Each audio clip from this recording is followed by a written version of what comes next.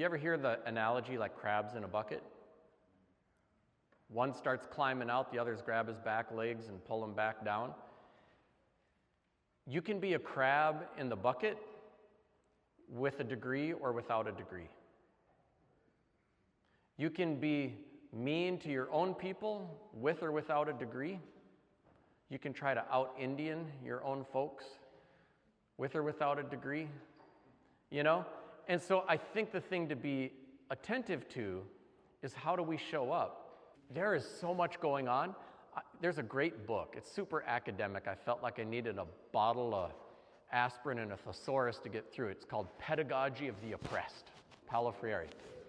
But he's a mad genius, and in my very layman's terms, I can lay out one of the dynamics he points to. So for the sake of irony, I'll talk about the Pilgrims, right? They're being oppressed in England for their religious beliefs. They get into boats. They go all the way across the ocean. Now there's a whole ocean between them and the people who were oppressing them. Was that the end of oppression?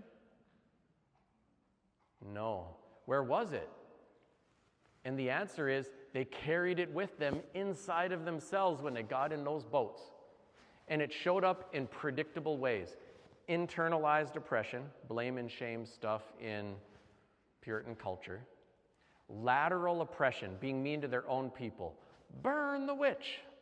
Intra-oppressed group oppression. They start beating up on natives, beating up on, black folk and everybody else.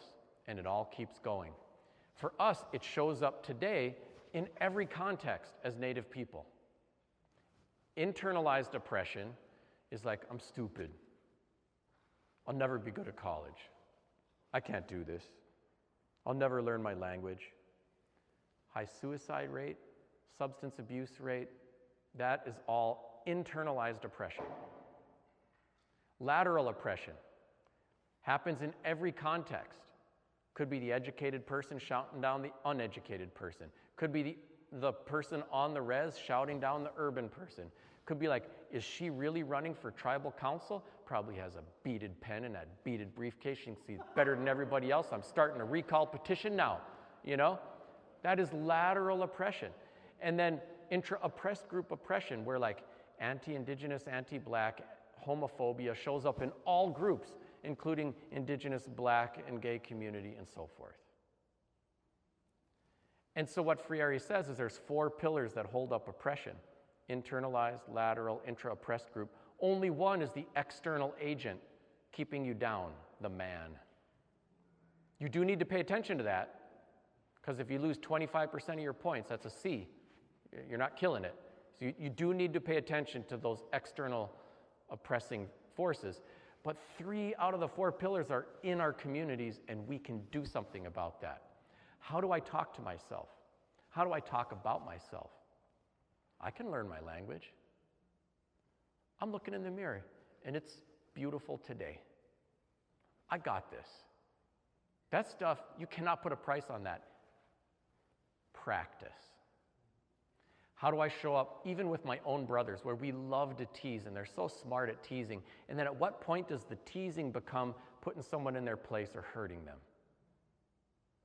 I've had to learn to be like, bro, looking fly today. I like your fit. You've been hitting the gym? Looking good. I'm so proud of you. We have to learn how to talk like that. And it's worth the practice.